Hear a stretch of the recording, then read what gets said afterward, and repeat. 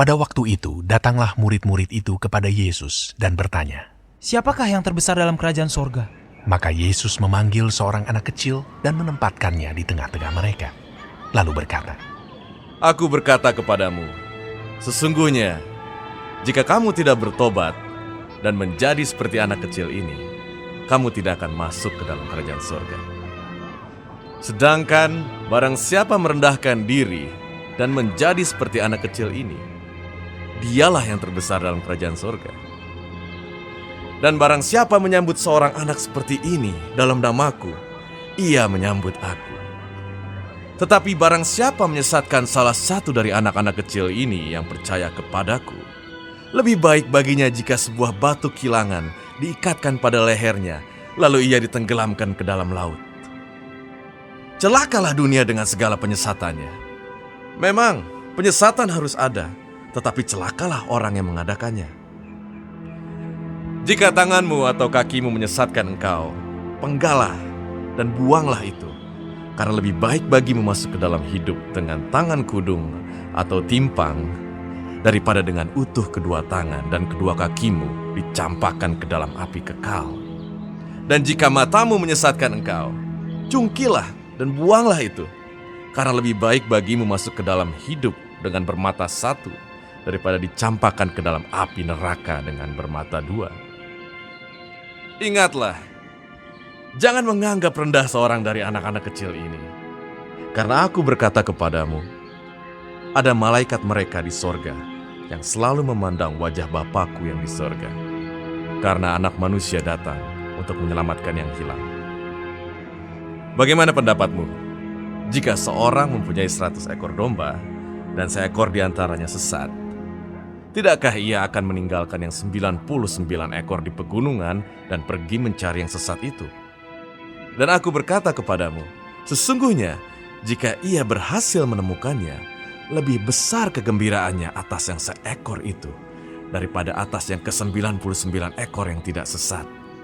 Demikian juga Bapamu yang di sorga tidak menghendaki supaya seorang pun dari anak-anak ini hilang.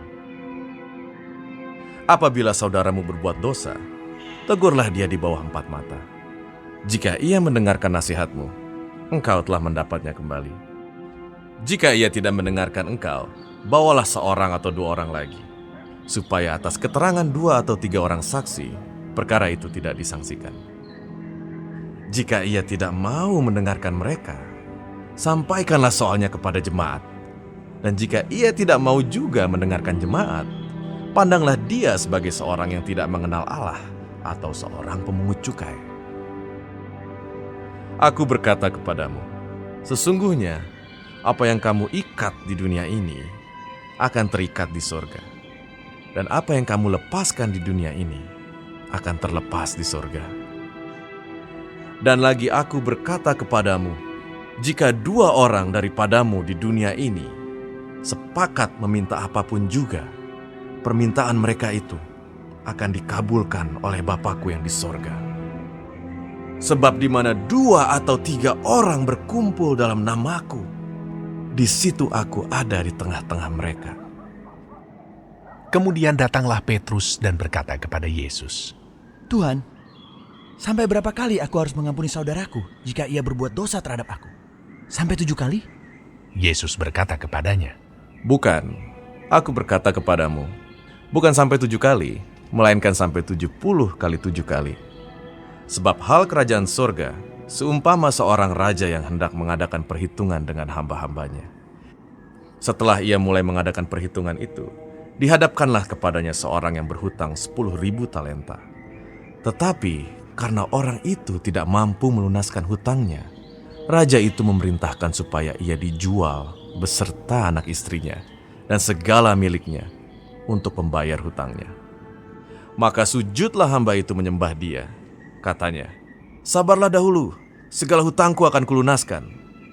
Lalu tergeraklah hati raja itu oleh belas kasihan akan hamba itu, sehingga ia membebaskannya dan menghapuskan hutangnya. Tetapi ketika hamba itu keluar, ia bertemu dengan seorang hamba lain yang berhutang 100 dinar kepadanya. Ia menangkap dan mencekik kawannya itu.